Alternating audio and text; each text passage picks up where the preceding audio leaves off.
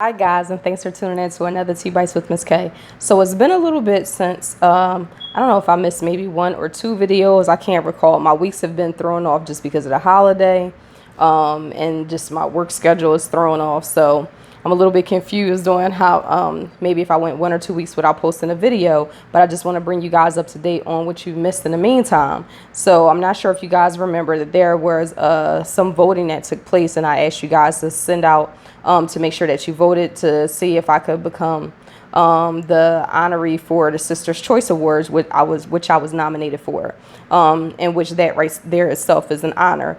But the event itself took place last week, if not last week at this point, because the weeks just go by so fast. It may have been the week before, but it was June 30th, and although I did not actually win, there were 7 contestants. I did not win. However, we all received a plaque with our name on it and thanking us for, being nominees, because it's definitely an honor to be chosen out of other individuals for the great works and things that you have done, and definitely to be appreciated and acknowledged, because I know I definitely myself minimize some of the acts that I do, not because I'm doing it for any type of acclamation, but I'm doing it because it's truly coming from the goodness of my heart. And this is where God is leading me and directing me in the things that I should be doing with my life, my gifts and my talent. So I'm definitely very appreciative of those of you who did vote. I'm very appreciative of being nominated. And, I'll just continue to do the work anyway, regardless, with or without an award. I'll still continue to do the work because this is my calling.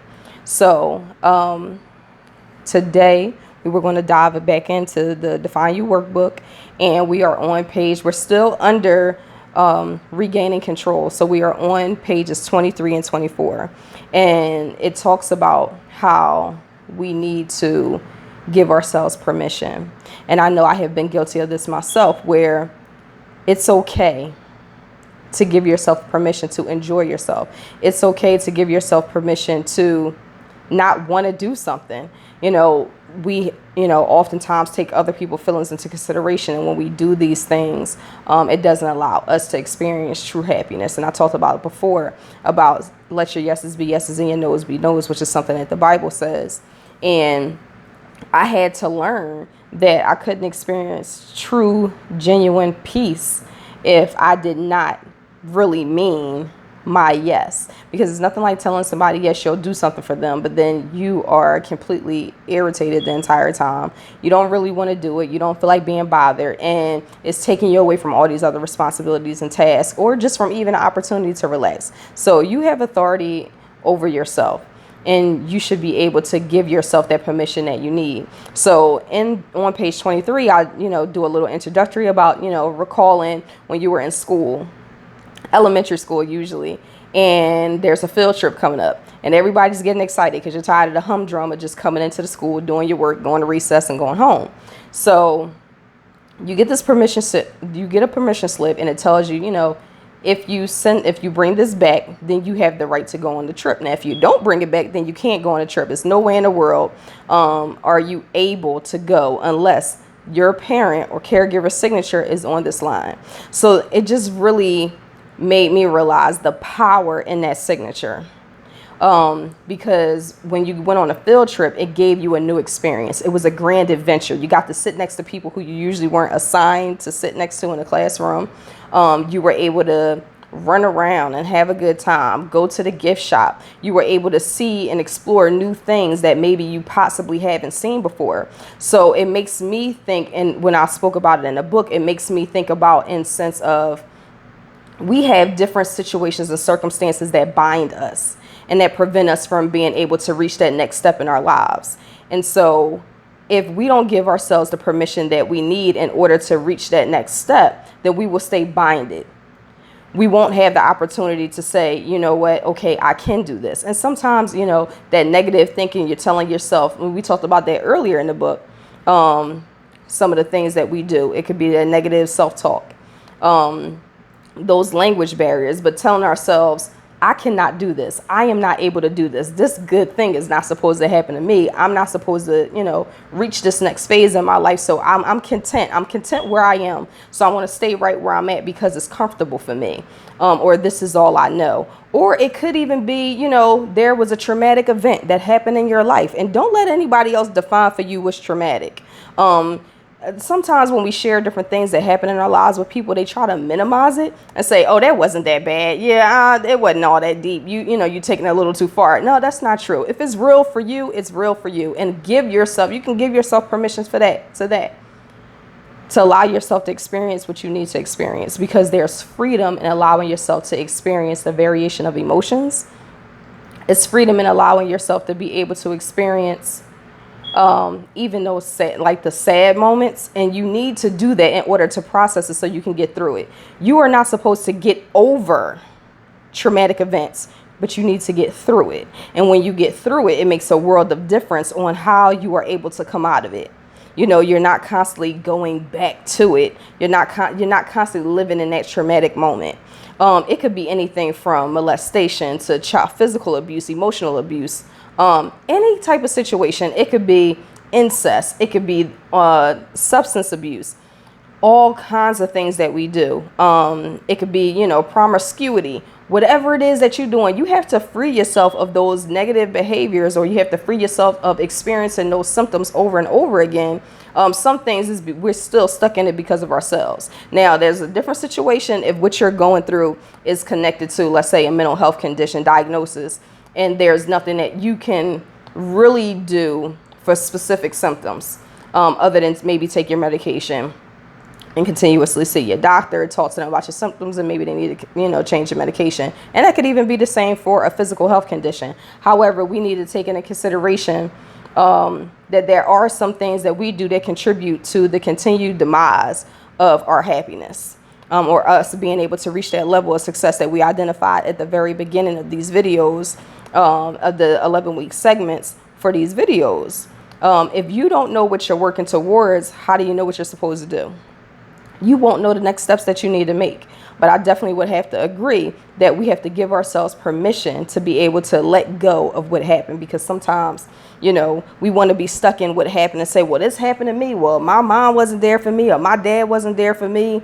You mistreated me when I was little, and you did this to me, and you did that. And we're constantly pointing a finger at other people. But I'm sure they done moved on with their lives, but it's still, holding us down and bothering us. For instance, a person who decides to use drugs, abuse drugs, not use drugs, but abuse drugs. There's one thing to decide to take it, to try and say, hey, I just want to try this drug out, see what it's like, because I heard it's all the rave. Okay, you take that drug. Now, that doesn't mean I'm condoning it. I'm just saying for the sake of the story. You try the drug. Now, that's one time. But the fact that you keep going back to the drug is you're seeking something. You're trying to stop yourself from experiencing a certain emotion, a certain feeling, maybe to forget certain things.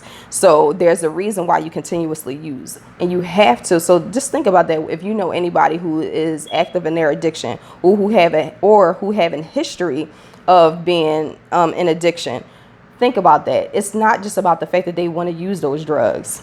It's this dependence on this drug in order to help what they think is maintained, to be able to focus, to be able to be clear, to be able to get up and live every single day. But while we're in the midst of our mess and our muck, we don't even realize how much we're not living every day, and how we're destroying our own selves, our internal selves. And very well, of course, the choices that we make, they impact those around us. But when you in your stuff and when you're going through it, it's very hard to think about anybody else, because a lot of times your thoughts they're like mush. Or you get to the point where your brain can't even comprehend anything. And I know for myself, when I'm overwhelmed, I don't want to think. I don't want to think at all, which means that I also probably don't want to go to work, because I have to help people figure things out. But, it's important to give yourself permission. So it would be important to identify what that thing is that's binding you from being able to reach that next step. What's stopping you, what's preventing you from being able to reach that goal that you want to reach and that success level that you want to reach for yourself. And it could just be you not believing in yourself. It could be you talking to the wrong people all the time and they just negative and don't believe in you because of their own personal fears. It could be you want to be a more successful parent, and what's getting in the way is your own fears of things that happened to you in your past. So you're parenting out of fear. And if you're parenting out of fear, you're developing and creating fears in your child that they never had an experience with. So it's not healthy. So if these are your goals, you have to identify what is getting in the way of me being my best self. Write those things down and give yourself a different permission slip for each and every single one. And it breaks it down. It's very detailed on how to help you give yourself the permission to move on from being stagnant into being in a place of growth and bearing great fruit. And that is very important in my Christian walk, is to be able to bear good fruit, because we're not supposed to judge.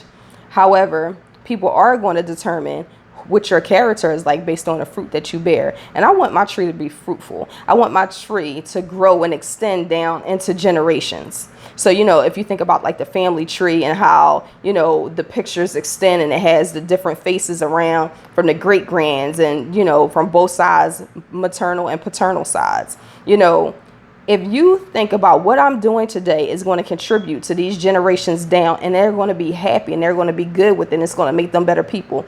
Just as fast as somebody said, okay, and I would hate to use this term, but it's something that happens, intergenerational type of mess. It could be physical abuse, let's say incest, child abuse, whatever the case may be.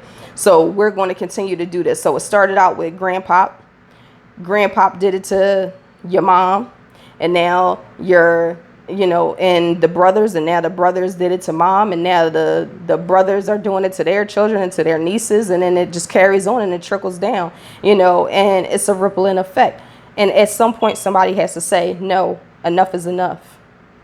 I'm going to speak up. And sometimes you're limited by the circumstances around you if the law didn't help, whatever the case may be, but you have to figure out your situation of what's going to be best for you, but make yourself free of whatever it is that's binding you for being able to become your best selves and live your life at its fullest quality.